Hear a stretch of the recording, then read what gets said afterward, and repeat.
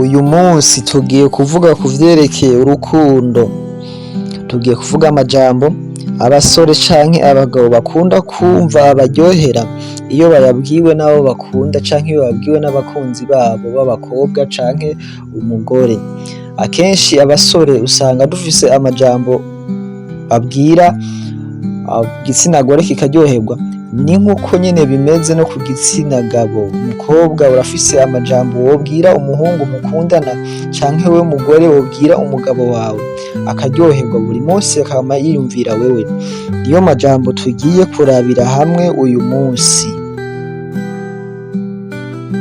Ikaze kuri G4G, nimba wisanze hano hantu kora subscribe kugira ngo tubandanye tubana buri munsi. Nimba ubikoze uri umuntu w'agaciro kuri twebwe. Ikaze. Ijambo rya mbere abahungu canke abagabo bakunda kumva mu matwi yabo rikabaryohera, ni mu gihe wewe mukobwa canke mugore wokwegera umugabo wawe ukamubwira uti ubibona gute canke wowe uvyumva gute. Iri jambo rirasanzwe uriko uraryumva canke umenga ni ibintu bisanzwe, ariko iyo ufise umuntu mukundana canke uri umukobwa canke uri umugore ugiye gufata decision kanaka mu kintu, hanyuma ukegera umugabo wawe canke umusore mukundana ukamubaza ati sheri none ibintu wowe uvyumva gute, ubona gute.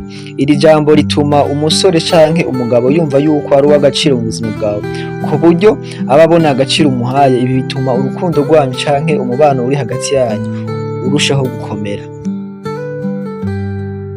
Ijambo rya kabiri abagabo canke abasore bakunda kumva mu matwi yabo baribwiwe n'umukunzi wabo canke n'umugore wabo, ni ijambo rivuga ngo ndakubaha cyane. Iki kintu gituma umugabo canke umusore yumva yuko yubashwe, kandi abagabo bakoze mu kubahwa canke mu gushaka ivyubahiro. Rero iyo umubwira ijambo aba yumva nyene yubashwe, akumva yuko umuntu amwubashe ari uwo kuba iruhande yiwe, akumva yoguma iruhande yawe. Iri jambo naryo riri mu bituma umusore aryoherwa cane n'urukundo muba murimo. Iyindi jambo abasore canke abagabo bakunda kumva mu matwi yabo baribwiwe n'umuntu bakundana w'umukobwa canke umugabo aribwiwe n'umugore wiwe, ni mu gihe amubwiye ati nkunda cane iyo umpobeye, nkunda cane iyo umfashe aha n'aha, canke nkunda cane iyo umfashe uku. Muri make ni ku bintu bifadika, akavuga ati jewe nkunda cane iyo turwanye mu nda, iyo dusomanye. Akenshi ibi bituma umugabo agira akantu bita akanyarigabo, akumva afise agaciro k'uwo muntu, akumva atomuva iruhande. N'iri jambo riratuma umubano wanyu ukomeza kuramba. Irindi jambo abasore bakunda canke abagabo bakunda kumva rivuye ku mukunzi wabo, ni ijambo rivuga ngo uranezera cane. Wowe mukobwa canke wowe mugore, iyo wegereye umugabo wawe ukamubwira ati uranezera cane, wewe ico uba uremyemwo uwo mugabo uba umuremyemwo icizere, umuremyemwo kumva yuko hariho umuntu amuha umunezero. Rimwe na rimwe mbere ukagerageza kuvuga ico kintu gituma uwo muntu mukundana canke umuntu muri kumwe kimunezereza. Akenshi uzosanga buri munsi yama yibuka ico kintu akakigukorera buri munsi. Rero nimba ushaka ko muryoherwa mu rukundo, gerageza kumubwira ijambo. Irindi jambo abasore canke abagabo bakunda kumva amatwi yabo rivuye ku mukunzi wabo, ni mu gihe umubwiye ati humura ibintu vyose biragenda neza canke bizogenda neza. Nimba hari ikintu gituma umugabo yongera kumva inguvu canke umusore, mukumva umukobwa bakundana canke umugore wiwe amubwiye iryo jambo. Iri jambo rikunda gutuma umugabo yari yacitse intege yongera guhagarara, akongera kugira gute, akongera gukora afise inguvu, kubera bavuga ati hariho uwundi muntu ashigikiye canke umuntu dukundana aranshigikiye. Ibi ndiko ndavuga abasore benshi mumaze kubwirwa amajambo n'abo mukundana, canke abagabo benshi mumaze kubwirwa amajambo n'abagore mubana, akenshi murabizi.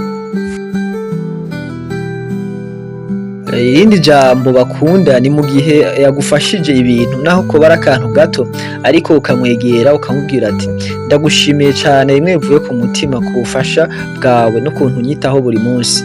Ibi bintu bizotuma uwo musore canke umugabo abona ko afise agaciro kuri wewe, kwa kundi ati n'akantu kose ndamukoreye aca agafata nk'ibintu vya hatari, akumva arakwishimiye, akumva uri umuntu ashima mu buzima bwiwe, akumva ari umuntu yama amushimira kenshi. Abasore nabo barakunda umuntu abashimira, babona yuko bagize effort, bivuze ngo n'undi munsi azokora ibirenze kubera ko yumvise ubwa mbere wamushimiye mu rukundo rwanyu. Ibi biratuma urukundo rwanyu rumera neza.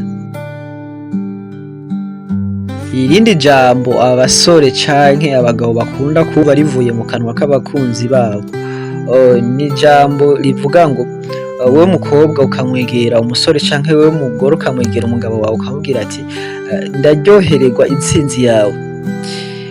Naho yoba yakoze ikintu kitagenze neza canke cagenze neza ariko yagerageje, ukamwegera ukamubwira ijambo ati mukunzi wanje uko bimeze kose ariko ndaryohererwa intsinzi yawe buri munsi, canke ivyo ugezeko vyose ndavyishimiye.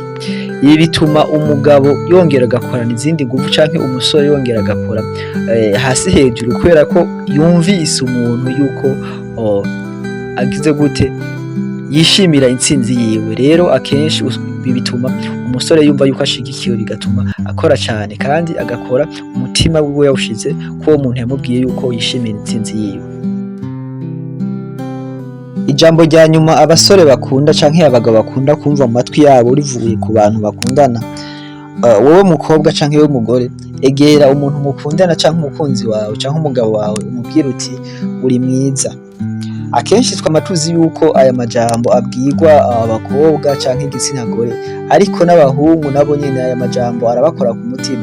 Akenshi uzosanga umuhungu canke umugabo ayo majambo atamenyereye kuyabwirwa, rero iyo yamubwiye aba yumva nawe agiye mu kindi kibanza kuko nabo bafise umutima, kuko nabo barakorwako. Rero mu vyo ukora vyose ntibibagire kubwira yuko umuntu mukundana canke umugabo wawe, ntibibagire kumubwira yuko ari mwiza. Aya majambo atuma umusore canke umugabo yamana ivyishimo, akama yumvira umuntu yamubwira ayo majambo, akumva arakuryoherewe, akumva yogumana nawe, yoguma iruhande yawe. Ngaya amajambo amwe abasore canke igitsina gabo gikunda kumva mu matwi yabo, bakumva bararyoherewe uwo bari kumwe, bigakomeza urukundo canke umubano uri hagati y'abo babiri. Wewe mukobwa canke wewe mugore gerageza kubwira aya majambo umuntu ukunda canke umukunzi wawe, uzobona ingene ibintu bihinduka. Wakoze kumviriza iki kiganiro. Jewe wumva ni Roy Juif kuri Juif LG. Bandanya mukora subscribe, niyo nteranyo yanyu tubasavye. Murakoze.